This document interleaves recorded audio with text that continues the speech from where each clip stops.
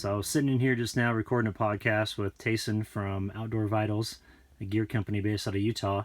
And I kept noticing how all this water kept pooling underneath my stove here. And then I realized, heck, there's a little bit of a current in it. So it's flowing downhill here. So I thought, what the heck? So I came out front of the tent to see what was going on. And I realized there's basically a small little stream of melt off that's going underneath my tent. And that sucks because tomorrow I want to pack up and head out of here, and I don't want to have a bunch of ice.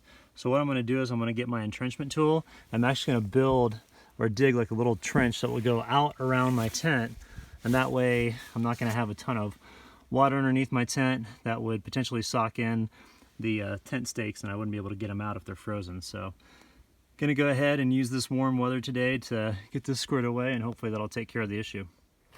All right, it looks like we got the mission accomplished here. There's a little dam that I built, and the water's kind of slowly draining down this way. You can see it's moving along. What I didn't want it to do was pool into the areas where the stakes are in the ground, because then it would freeze at night. And then when I plan to pack up either tomorrow or the next day, it'd be a real hard endeavor to get those tent poles out, because in the morning time you got to think the ground is still frozen, and it's frozen like right underneath here. This is frozen right here, so it's like I could barely dig out a little path for it. But usually you can get the stakes out if the first inch or two of the ground is softened up a little bit by the sun, you know, that hits it in the morning. So luckily in the morning time that area does get hit over there, so I can easily take those stakes out, and then I can take these out when they get exposed to the sun. Once I guess like after like noon, you know, probably have the sun hit this area. Obviously I'm having a hard time talking right now. Anyway, like I said, mission accomplished with this, and let me see if this is still moving. Yeah, it is. It's just a little bit gooped up right there. So yeah, that's going pretty good. The thing is though, is the water will, once the ground thaws out here, the water will seep underneath and still get into the hole of that tent stake. But at least I have it going around my tent and not underneath it, because that would just eventually, even though that's a waterproof material, it just gets like a real cold feeling to it when it has water underneath it, or ice. I didn't want that for this evening once the sun goes down, because that's when the temperatures start to dip down pretty cold. So all right, looks like we're jamming now.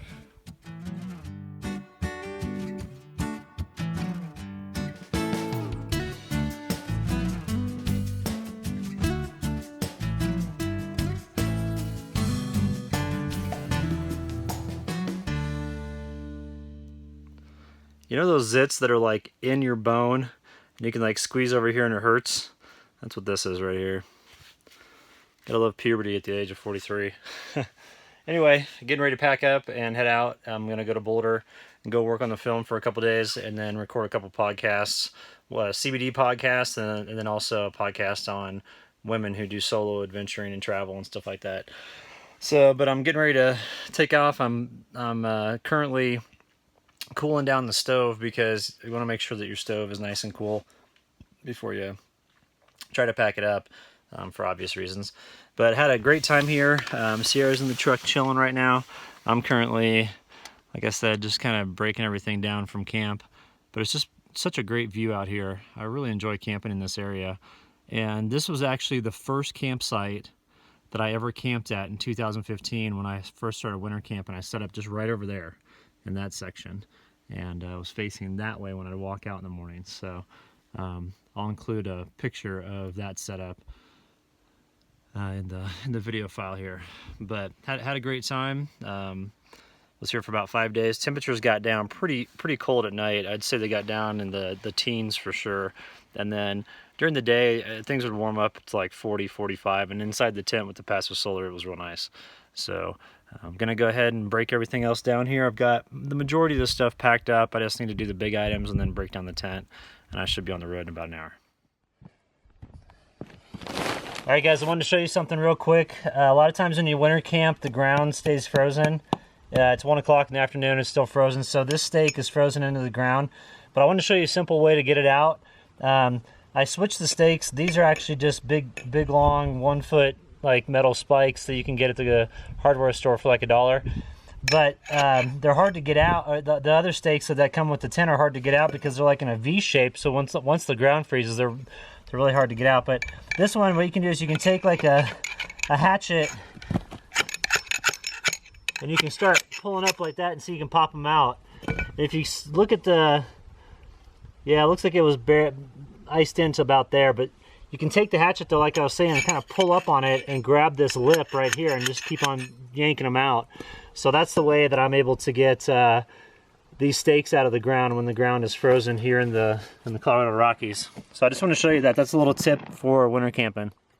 And one last thing, be sure that you always dry out your tent before you pack it up, because the last thing you want to do is have your tent wet, and then if you store it and leave it in a duffel bag for a while, there's a possibility that it could get mildew in the tent, and then when you set it back up, you'll have to do an extensive cleaning of it, which is kind of a pain in the rear. So thanks for watching, and if you want to subscribe for more videos, then just go ahead and click on my logo on the right hand corner of this video, and thanks a lot.